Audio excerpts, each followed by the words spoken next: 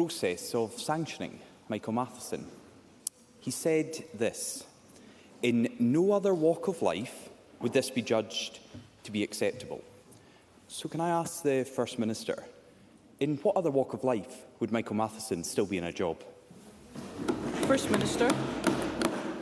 I think the issues in relation to the case of Michael Matheson have been well exercised within Parliament, and Parliament came to its conclusions yesterday, and I accept the conclusions that Parliament arrived at last night. Douglas Ross. I'm not surprised John Swinney wants to move on as quickly as possible, and he accepts the judgments that Parliament came to last night. What the people of Scotland want to know is John Swinney's judgment, because we haven't heard that yet. He refused to support any sanction at all for his friend Michael Matheson. That MSP has now been banned from Parliament for 27 days, but he's not been suspended from the SNP by John Swinney. People across Scotland think Michael Matheson should have been sacked because they would have been in the same circumstances. It's one role for the SNP and another for everyone else in Scotland. Not only have the SNP refused to support any sanction for Michael Matheson, incredibly, one of their SNP members of this Parliament said yesterday, "We actually need more MSPs like Michael Matheson." It's incredible, just like it's incredible that the First Minister is still defending his disgraced colleague. So given the First Minister refused to support the 27-day ban for Michael Matheson, what does John Swinney personally think would have been a suitable punishment for the disgraced former Health Secretary? First Minister. I fear that Douglas Ross hasn't been listening to my earlier answer, because I said I accepted the decision that Parliament had arrived at last night. And the reason why I did not vote for it last night is because I felt the process was tainted, for the reasons that I rehearsed last week at First Minister's questions.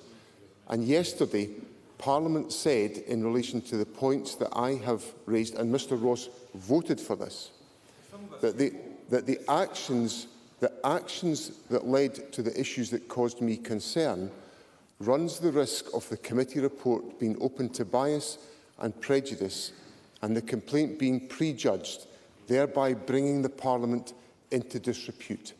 That is what I put to Parliament last week, and that's why I took the view that I could not support the sanction, because the process was tainted. But I make clear for now the third time that I accept the decision made by Parliament yesterday. Douglas Ross. That's not clear, First Minister, because you've just said you don't support the sanction. Your words, I don't support the sanction, so tell us what you would support. What is the sanction that would be reasonable for John Swinney to accept against Michael Matheson? And he's spoken about the Standards Committee and previously about his own correspondence to the chair of that committee. What John Swinney has not mentioned during all of these deliberations is correspondence that he himself received from a constituent in his Perthshire constituency. It's included in the Parliament's report that we were discussing yesterday and I'm raising today. John Swinney's constituent said Michael Matheson's £11,000 expenses claim was the equivalent of 5 years of tax on their retirement income, 4 years of council tax payments, or 3 years of energy bills. And Michael Matheson, in the words of John Swinney's Perthshire constituent, said this: he removed that money from the public purse for his own personal gain in a false claim. Now, that was sent to John Swinney in November. His constituent was calling for Michael Matheson to resign then. But John Swinney ignored his constituent so he could protect his friend. So how can John Swinney keep his own integrity if he backs a man who has none? First Minister. For the fourth time, Presiding Officer, I accept the outcome of the decision that Parliament arrived at yesterday. And what that includes is an acknowledgement by Parliament that the process that was undertaken by the committee risks bringing the Parliament into disrepute. Now, Mr Ross cannot escape what he voted for last night. And what that means is that Parliament has got to consider how it exercises its responsibilities in accordance with the principles of natural justice, which I am glad that Parliament agreed last night that the parliamentary corporate body should initiate an independent review of the Parliament's complaint process to restore integrity and confidence in the Parliament and its procedures. And that's what Parliament's decided to do. And what I will do is I will engage directly with my constituents who have returned me to this Parliament on 6 occasions. I will continue to engage with my constituents on a regular basis to serve them as faithfully as I have always done, and I will extend that to faithfully serving the country of which I have the privilege to be First Minister. Douglas Ross. John Swinney claimed he was a safe pair of hands, but even he must accept the shambles he has made of this scandal. But let's just listen to what John Swinney previously said, when it was Henry McLeish who'd claimed expenses and then paid them back. John Swinney's words, if the SNP members would like to hear. People around Scotland will be staggered by the amount of money that is involved. Crucially, the bond of trust that must exist between Scotland's First Minister and the people has been broken. John Swinney finished by saying, for the good of the Scottish Parliament, Mr McLeish must resign. What happened to that John Swinney? Where's he gone? When it doesn't involve someone in the SNP, John Swinney tries to talk like a man of integrity. He demands resignations. He speaks of trust. He preaches about honesty. But now it's his SNP friend. He's abandoned the principles he once had. So what does John Swinney's personal handling of this scandal say about his own character? First Minister.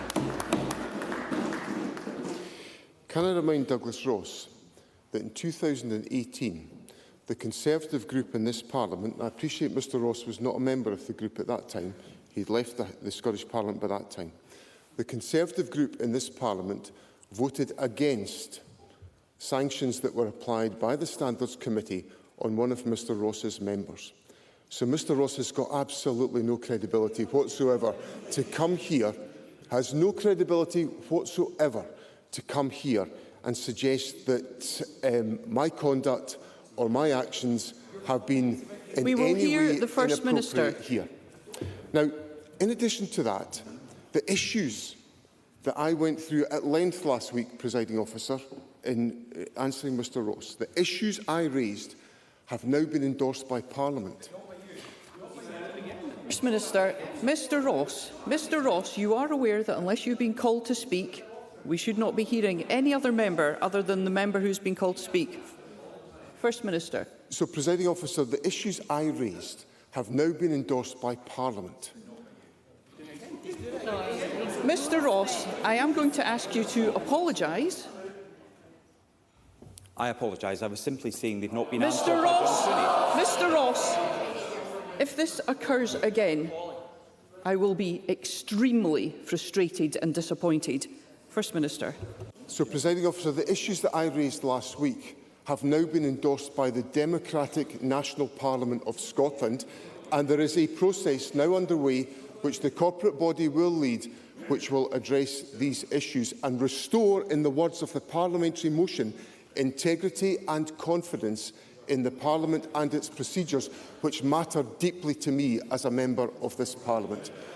For the 5th time, could I indicate that I accept the conclusions of Parliament yesterday? And the last thing I'm going to say to Mr Ross is this. I think it's pretty instructive that when Mr Ross goes through his sequence of questions and then eventually gets to the pouring out of the volume of personal abuse that he pours out, it tells us that Mr Ross has lost the argument, just as he has lost the argument throughout all of this, because he cannot do anything other than resort to nasty personal abuse. That's what Mr Ross contributes to this Parliament. Question number 2, Anna Sarwar. Presiding Officer, yesterday this Parliament agreed to suspend former Health Secretary Michael Matheson for attempting to misuse £11,000 of public money. And rather than defending Scots and protecting the integrity of Parliament, John Swinney chose to put his party before the country. Had this been at Westminster, Michael Matheson would now be facing a recall petition and potentially a by-election. But yet again, the SNP holds Scotland to a lower standard and believe it's one rule for them and another rule for everyone else. And while John Swinney spent all of his time this week managing his party and defending sleaze, waiting lists in Scotland reached a record high. Now over 840,000 Scots are stuck on an NHS waiting list. More than 1 in 10 have been waiting more than a year. Why is John Swinney putting the SNP first, not Scotland? First Minister. President Officer, I'm the first to acknowledge that we face challenges in the National Health Service as a consequence, as these issues have been well rehearsed in Parliament, of the aftermath of COVID and the implications that's had on the amount of time that people are having to wait. And I'm sorry for the amount of time people are having to wait for treatment. We are reducing the longest waits and we are making headway in that. In relation to the volume of activity within the National Health Service, the statistics this week indicate an increase in the level of activity within the National Health Service to begin to eat into those long waiting times, which I accept are far too long for too many people. But the steps that the Government is taking through the investment of £30 million in the Waiting Times programme, the establishment of the National Treatment Centres, which are already making an impact in this activity and which are producing some of that welcome level of increased activity, combined with the focus in the National Health Service on tackling the longest waits, are the measures the Government is taking forward to ensure that we tackle the legitimate issue that Mr Sarwar raises with me. Anna Sarwar. Presiding Officer, waiting lists are going up in Scotland, not down, and I think John Swinney has to get his head out of the sand. Because every day John Swinney spends putting the SNP before Scotland has consequences for our NHS. Consequences for patients like Natalie from Glasgow. In 2017, Natalie had emergency surgery for a brain tumour. In 2021, she began to feel symptoms and specifically pain around her eye. She has a tumour around her optical nerve, which is causing her pain and pushing on her eye socket. In December last year, she was told she would need surgery and part of her skull would need to be removed and not replaced. She has heard nothing since. A brain tumour, and she's heard nothing for almost 6 months. And she's been told she could lose her sight if not treated. She told me this morning, that just makes the anxiety and the concerns worse. I'm worried about the pain being an indication that the tumour is getting worse, but I have no way of knowing. I'm in the dark and feel completely alone during all of this. So does the First Minister understand that patients like Natalie should be his priority, not defending a failed health secretary who attempted to misuse public money? First Minister. The first thing I would say is to say to Natalie, I understand entirely the anxiety that she faces, and I'm sorry that she's not heard anything since December. And if Mr Sarwar, in the aftermath of today's exchanges, would like to advise me of the details, I will take the issue up as he would understand I would do. Let me say also that patients like Natalie are my focus. I'm spending a huge amount of my time as First Minister focusing on the real and legitimate concerns of people in Scotland about our public services. I said to Parliament last week that my priorities would address the challenges in our public services. It would be one of the 4 major themes, along with eradicating child poverty, the transition to net zero and the stimulation of economic growth. Those reforms and developments and progression in our public services will be at the heart of my priorities, and they are. That's what the Cabinet was talking about in the course of our meeting this week, and we will continue to do that. So I assure Mr Sarwar and I assure Natalie that the concerns of people in Scotland of getting access to healthcare treatment when they need it and at the earliest possible opportunity will be fundamental to the priorities I take forward on behalf of the people of Scotland. Anna Sarwar. Officer, we hear the same answer week after week, month after month, year after year, and things keep getting worse for people right across the country. And I've heard what the First Minister said, but it doesn't change the fact that he has spent the past week fighting for Michael Matheson when he should have been fighting for patients like Natalie and hundreds of thousands of Scots like her. And after 17 years of this SNP government, 1 in 6 Scots are stuck on an NHS waiting list. Our NHS desperately needs change. In 1948, we created our NHS. In 1997, we rescued our NHS. And on July 5th, the 76th birthday of our NHS, we will begin the process of rescuing it again. But that also needs change in Scotland, because the priorities of this SNP government are all wrong. Why is John Swinney more interested in defending Michael Matheson than defending our NHS? Why is John Swinney putting his party before the country? And why is John Swinney failing NHS staff and NHS patients every single day? First Minister. I reiterate that my primary concern is to make sure that people like Natalie receive the treatment they want at the earliest possible opportunity to address the anxiety and the acute health requirements that they have. And again, if Mr Sarwar would give me the details, I'll attend to that after First Minister's questions. But I have to say, some of the rest of what Mr Sarwar then went on to is just a little bit hollow. Wes Streeting, the Labour Shadow Health Secretary, said this on Wednesday morning: "The NHS is in crisis in every part of the United Kingdom because the decisions that are taken in Westminster don't just affect England, but Wales, Scotland and Northern Ireland." Earlier in the month, he had said, all roads do lead back to Westminster because of the austerity that we've suffered for 14 years. Now, in relation to that austerity programme, Rachel Reeves, the Shadow Chancellor, has indicated that the Labour Party, if it's elected to office, will not increase income tax, or national insurance, or corporation tax, or VAT. And that it's accepted very strict borrowing limits within very strict fiscal rules and very strict tax rules and squeeze spending budgets. What that amounts to is austerity on stilts from any incoming Labour government.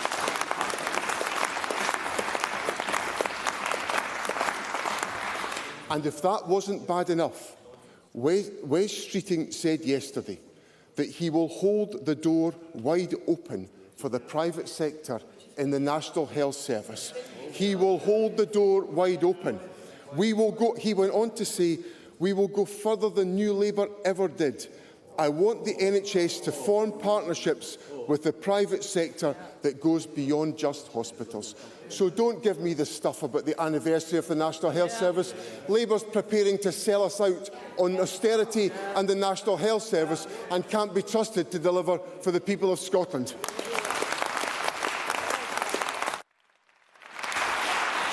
Question number 3, Patrick Harvey. This week, the First Minister did give clarity on one issue when he called on the UK Government to recognise the State of Palestine and end arms sales to Israel.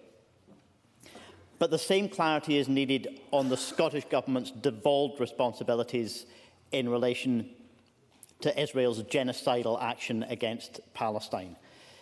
The United Nations has published a list of around 90 companies which it considers complicit in the illegal settlements that Israel has been constructing on Palestinian territory in the West Bank. Now, back in November, my colleague Ross Greer asked the former First Minister to agree that these companies should be banned from receiving public grants and contracts here in Scotland from within the devolved government's responsibilities. The then First Minister agreed in principle, saying that no company profiting from occupation should profit here in Scotland too. It's 7 months later, tens of thousands of deaths later, including at least 13,000 children. And in the West Bank, hundreds of Palestinians have been killed by Israeli soldiers and extremists.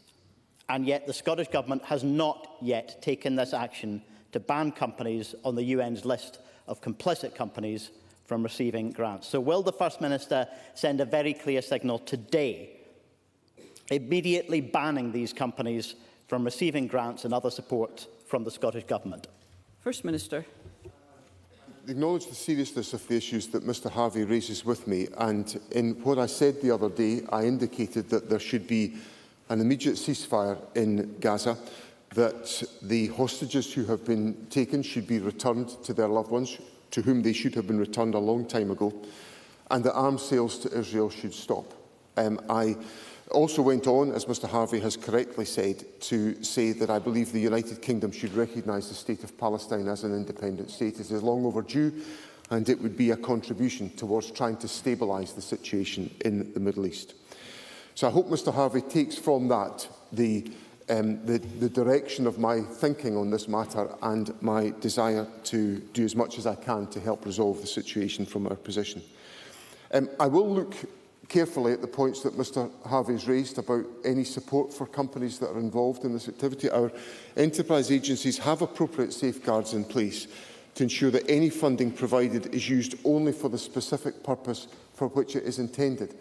I suspect in Mr Harvey's question he wants me to extend that beyond that protection, and on that matter I would have to take great care to ensure we had a legal justification for so doing. But if Mr Harvey and Mr Greer would care to provide me with the material about which they are concerned, I will investigate that and determine if there is more that the Government can do, and I will of course update Parliament on the basis of those investigations. Patrick Harvey. I strongly agree with every element of what the First Minister has said the UK Government should do, but he is not yet providing clarity on what the Scottish Government should do within its powers. I mentioned those companies on the list the UN deems complicit in West Bank settlements, illegal Israeli settlements in the West Bank. And I think the First Minister may have been moving on to answer in relation to arms companies, which are provided with grants and other forms of financial support by the Scottish Government.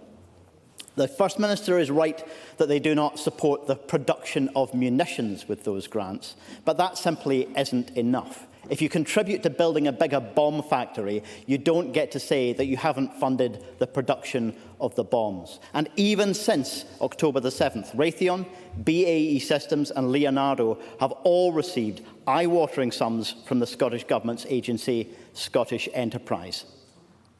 This is in a time when the world is recoiling in revulsion at the appalling attacks, including the most recent attacks against Palestinians sheltering in Rafah. It is shocking and inexplicable that at the same time as the Scottish Government is calling for an end to arms sales, they are directly funding these manufacturers. Will the First Minister change this policy immediately? First Minister. Well, I do take seriously the point that Mr Harvey puts to me. I would just say that I don't think the analogy that he strikes about the construction of a weapons factory is a particularly fair analogy of the support that we put in place. But I will go away and look at that carefully. The point I was going on, that I was essentially raising in my earlier answer, is that there will be a legal basis for us applying safeguards in relation to the issuing of grants, but we have to have a legal basis for saying why on other issues not related to the Israel-Gaza conflict that we would have a basis for not providing a grant. And that's not me being pedantic, that's just simply the legal basis upon which the government has got to act, and we have to always act within the law. I have to take the views of the law officers deadly seriously in the actions that we take. But if Mr Harvey would care to correspond with me in more detail about this, I will happily explore the issues that he raises, which I recognise are important and sensitive to people in our country. Question number 4, Claire Hawley. Thank you, Presiding Officer, and I refer members to my register of interest. I hold a bank nurse contract with Greater Glasgow and Clyde NHS. To ask the First Minister what assessment the Scottish Government has made of the potential impact on the health service in Scotland of Home Office data showing that the health and care worker visa applications are 76% lower in January to April this year compared to last year. First Minister. Presiding Officer, workers from overseas are filling vital roles supporting people who rely on them for the care they provide. This Government values people who have chosen to come to Scotland to make a positive contribution to our public services. Stopping people from bringing dependents to the UK is short-sighted and risks exacerbating shortages in the care sector. It is wrong that these changes have been driven by arbitrary decisions to reduce numbers rather than the needs of our public services and communities. It is therefore very concerning that the number of health and care worker visa applications has fallen, as Claire Hawkey has recounted. Claire Hawkey. I thank the First Minister for that answer. The impact which the UK Government's cruel immigration policies are having on Scotland's health and social care sector is a substantial concern. Can the First Minister confirm that the SNP, both in Holyrood and in Westminster, will ensure Scotland remains a welcoming and fair country for health and care staff to live and work, particularly from overseas?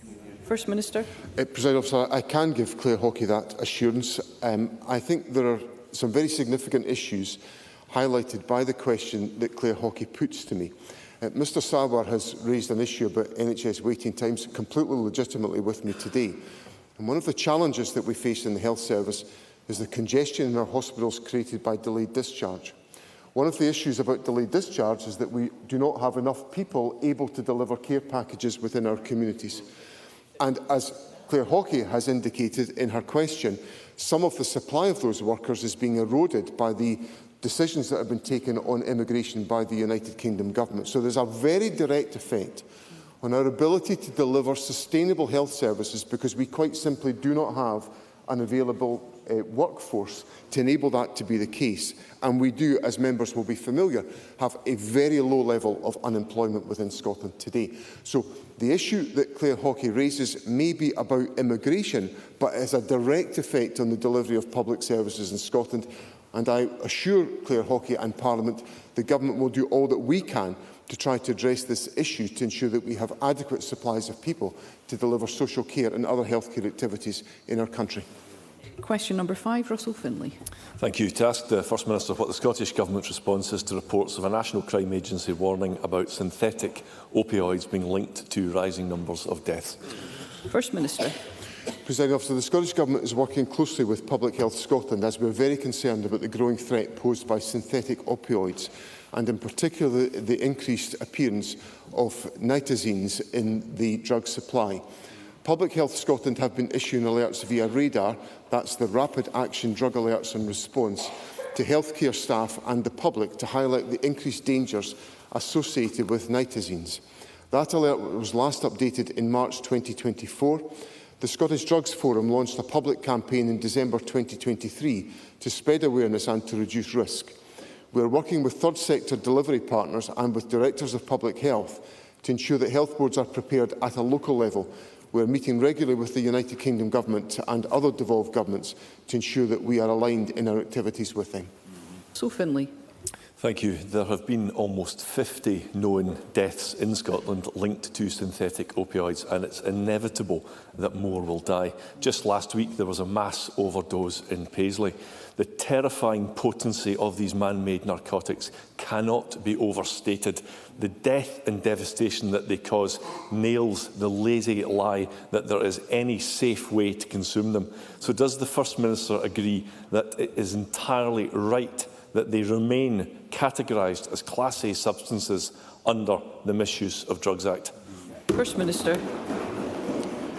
I think I have quite a bit of sympathy with the depth of concern that Mr Finlay raises and expresses to Parliament, because the potency and the devastating impact of synthetic opioids is, I think, difficult to fathom. It is of such a different scale on this matter. So Mr Finlay is absolutely correct to sound the warnings that he is sounding. And that is why Public Health Scotland and in association with Radar are communicating that message. Mr Finlay will obviously appreciate that there is a combination of activity that is necessary to tackle this threat. And it's a combination of three elements. It's about awareness raising, which Mr Finlay has contributed to in his raising this issue with me at First Minister's question. There is the necessity to ensure we have the effective policing response in place to counter the supply of synthetic opioids. And there is the whole process of harm reduction that the Government is engaged with. And so I give Mr Finlay the assurance that on those three grounds, the Government is deeply engaged in this activity to address what I recognise is a very significant threat. Thank you. Question number 6, Pam Duncan-Clancy. Thank you, Presiding Officer. To ask the First Minister what the Scottish Government's position is on whether teacher numbers should be maintained in light of the reported concern of many parents, pupils and school staff in Glasgow. First Minister. Presiding Officer, we remain fully committed to protecting teacher numbers and are offering local authorities £145.5 million in this year's budget for that purpose. This funding will allow councils to protect teacher numbers in order to support children's education, and I would hope this is a goal that our local government partners would share. This Government remains determined to close the poverty-related attainment gap and to reducing teacher workload. I do not believe these aims will be achieved by councils employing fewer teachers in our schools. We are currently in discussion with the Convention of Scottish Local Authorities and wish to work with our local authority partners to deliver our shared commitments on education. Pam Duncan-Clancy. I thank the First Minister for that answer, but I'm afraid it will be cold comfort for teachers, parents and pupils in Glasgow, because the reality is that his SNP Green colleagues are slashing teacher numbers, impacting the poorest and most disadvantaged pupils the most. And it's not the first time this has happened on this First Minister's watch. As one young person said, at the most recent rally against these cuts, the First Minister owes it to young people to intervene after his decision in the 2020 exams fiasco saw the poorest pupils being downgraded. Presiding Officer, today the First Minister talks about Parliament endorsements, and on the 15th of May this Parliament sided with teachers, parents and pupils and endorsed calls on this Government to intervene and protect job losses. So can I ask the First Minister, what exactly is his Government doing to deliver the will of this Parliament, and when will the jobs be saved? First Minister. Obviously, these are matters for local authorities individually to take forward. That's the constitutional arrangements of this country which ensure that the delivery of education is a matter within the competence of local authorities. The Government is, Pam Duncan-Clancy asked me what is the Government doing to help with this. Well, what the Government is doing to help with this is the Government is offering £145.5 million to local authorities to protect teacher numbers, and that's what the Government is doing. Now, I find, I have to say, Pam Duncan-Clancy's concerns about this rather difficult to accept today, because if the Labour Party had their budget proposals accepted in the City of Glasgow, then the proposals of £30 million in education cuts from the Labour group on Glasgow City Council could have meant the loss of up to 650 teachers. So here we have the Labour Party coming here and in their proposition to people in this election, the prolonging of austerity, which is what they're going to carry on, so there'll be no new money coming along the track, prolonged austerity, continuing where the Tories have left off, and then when they're in council chambers around the country, they're wanting to reduce teacher numbers by 650. That is just unacceptable. The Scottish Government is doing what we can to support local authorities to protect teacher numbers, and we'll engage with local authorities to enable that's the case.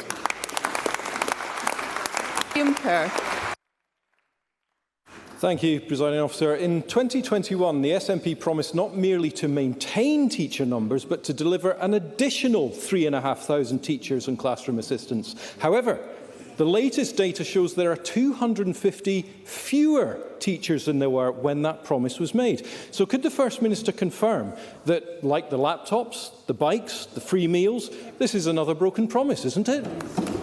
First Minister. You know, when they were giving out brass necks, they gave them out in abundance over here. Since 2021, there have been two significant factors that have undermined the public finances in the United Kingdom. The first has been the rampant inflation that has eroded the value of public sector budgets. So although inflation is lower today than it was a year ago, prices are still very much higher because of the effect of over 10% double-digit inflation, the first we've had for over 40 years in the United Kingdom.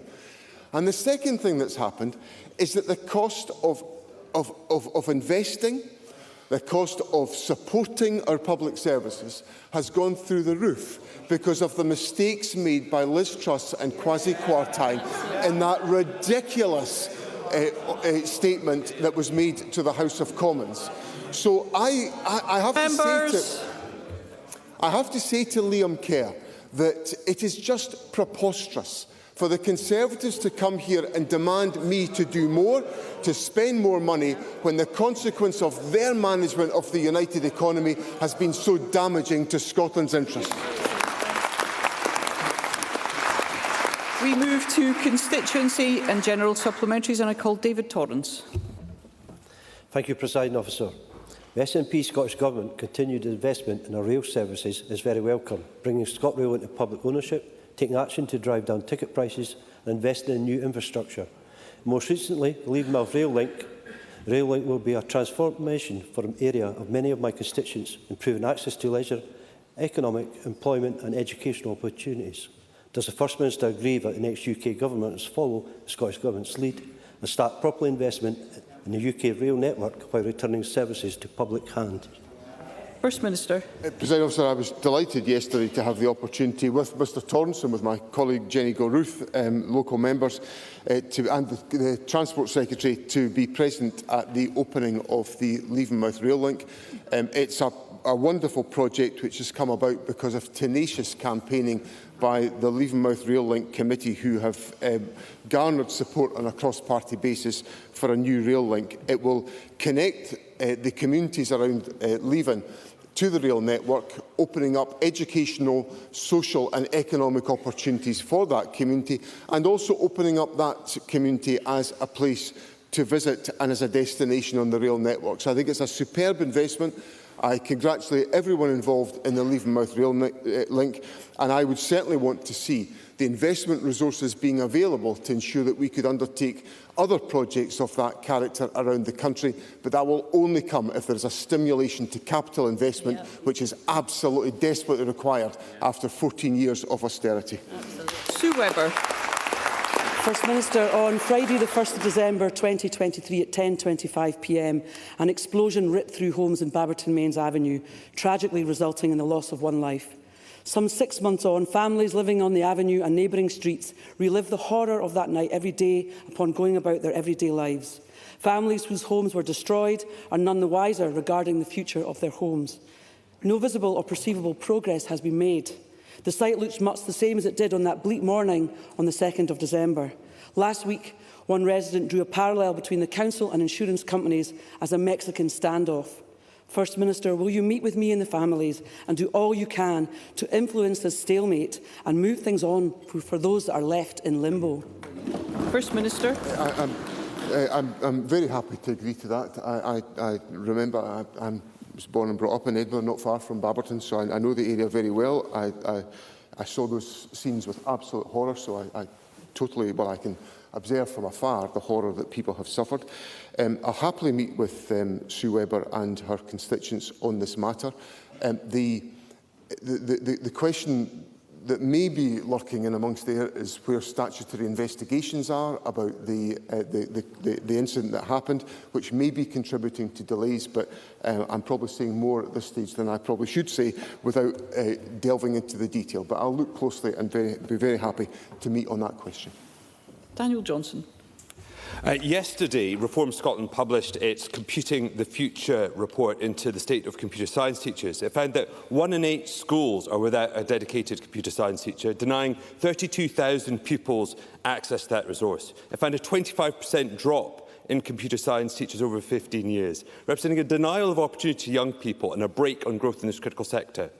4 years on from the Stir review, Mark Logan, its author, stated to the Education Committee yesterday that trying to drive reform in the system, especially with Education in Scotland, had been like, and I quote, dragging a heavily sedated bull elephant backwards through cold treacle. And to the report, he said that it all adds up to a bad static picture, and to me, it sounds like a crisis. Does the First Minister agree with the Scottish Government's chief entrepreneur? First Minister. Well, I take very seriously what the Chief Entrepreneur says, and I understand Mark Logan has been working on the implementation of these recommendations and to trying to make progress. If Mark Logan needs a bit more assistance from the First Minister, I will certainly offer it, and I know the Deputy First Minister will be very keen to support him in his efforts, because accessing computer science education for pupils is vital as an investment in the future of Scotland, and there is work that is being delivered to establish new courses, if my memory serves me right, with the University of Aberdeen to take forward these priorities. But I'm very happy, and the Deputy First Minister will do so, to engage with Mark Logan on that important question. Michelle Thompson. Thanks to Westminster economic mismanagement, business across Scotland, including in my constituency of Falkirk East, are facing pressures, costs, extra money, red tape, cost due to Brexit. What assessment has the Scottish Government been able to make of the impact of the UK Government new post-Brexit border checks on business in Scotland? Checks which are costly, unnecessary and supported by Tories and Labour alike. First Minister. So the implications of Brexit, we've touched on some of them already today in response to the question from Claire Hockey about the availability of people. But Michelle Thompson is absolutely correct that I cannot speak to a business in the country that is not suffering from the effects of Brexit, whether that's about the availability of staff, or it's about access, the cost of doing business, or the loss of opportunity, because it just is so much more difficult to actually advance some of these questions. So the information that I have most recently is the National Audit Office undertook a report which estimated that UK traders were facing additional costs of £469 million per year. That's on top of costs of £7.5 billion annually since 2019 for completing customs declarations on the UK to EU trade. So I think that's a scale of the competitive disadvantage that's been inflicted by the folly of Brexit, which unfortunately is supported by both the Conservative and Labour parties, and which the SNP would want to address by establishing Scotland's independent membership of the European Union. Brian Whittle. Thank you, Presiding Officer. First Minister, last weekend in Oregon, Josh Kerr from Edinburgh AC smashed the British mile record in an astonishing 3 minutes 45, eclipsing the great Steve Cram's record, which he's held for 39 years. He now ranks 6th on the world all-time list. He is already the world 1500-metre champion. He is already the world indoor 3000-metre champion and holds an Olympic bronze medal. Behind him, from Griffin North, Neil Gourley running an astonishing 3 minutes 47, and Jake Whiteman from Edinburgh AC, a former 1500-metre world champion, running 3 minutes 47. Would the First Minister agree with me that these athletes, along with their female counterparts like Laura Muir, Gemma Reekie, Elise McColgan and Erin Wallace, are an inspiration to the future sportsmen and women? And would he join with me wishing them well in the upcoming Olympics in Paris? First Minister.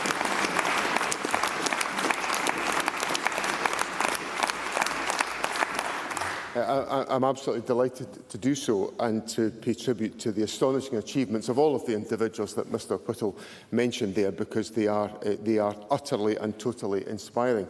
I have to say to Mr Whittle, they'll be a great deal faster than both he and I, if I may say so, and they're certainly a great deal faster than I was running through the centre of Edinburgh this morning at the ungodly hour that I was running this morning.